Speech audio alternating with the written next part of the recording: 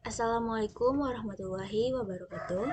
Perkenalkan, nama saya Ifri Almansa dengan NIM 2113010124. Tujuan saya dalam membuat video ini yaitu untuk memenuhi tugas UTS mata kuliah Filsafat Hukum Islam.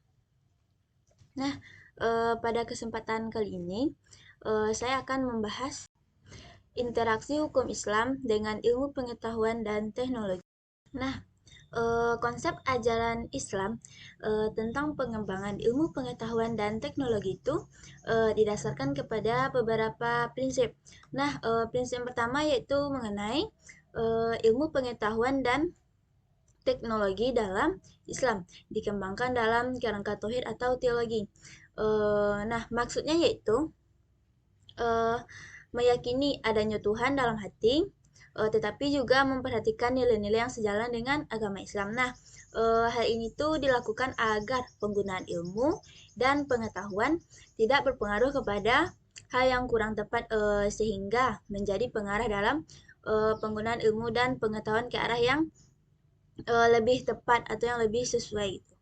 Prinsip yang kedua yaitu mengenai ilmu pengetahuan dan teknologi dalam Islam hendaknya dikembangkan dalam rangka bertakwa dan beribadah kepada Allah. Nah, maksud dari poin yang kedua itu yaitu Islam itu kan lebih mendorong kepada kemajuan ilmu pengetahuan dan teknologi sambil memastikan bahwa perkembangan ini tuh sejalan dengan ajaran Islam. Nah, ajaran Islam tuh lebih menonjolkan pentingnya ilmu dan keutamaan orang yang mencari ilmu.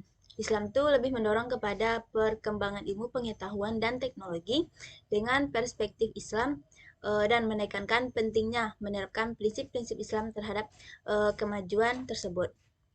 Oke, lebih jauhnya lagi itu bisa memahami ya Islam tuh lebih memandang ke teknologi sebagai sarana untuk meningkatkan kehidupan manusia dan masyarakat asalkan digunakan sesuai dengan prinsip-prinsip Islam.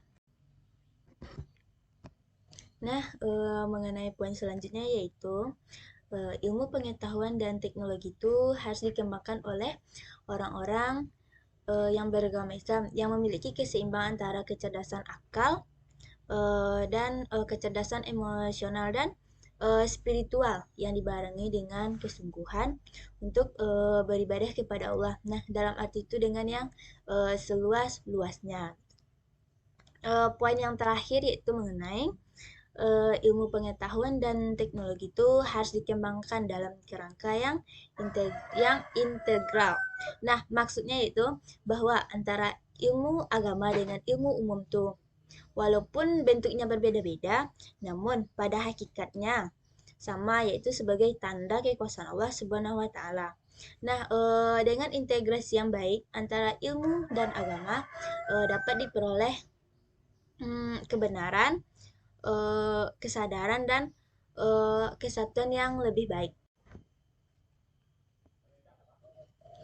Nah, dengan menerapkan keempat macam strategi pengembangan ilmu pengetahuan yang kita bahas tadi, maka dapat kita peroleh keuntungan yang berguna untuk mengatasi problem kehidupan di masyarakat modern.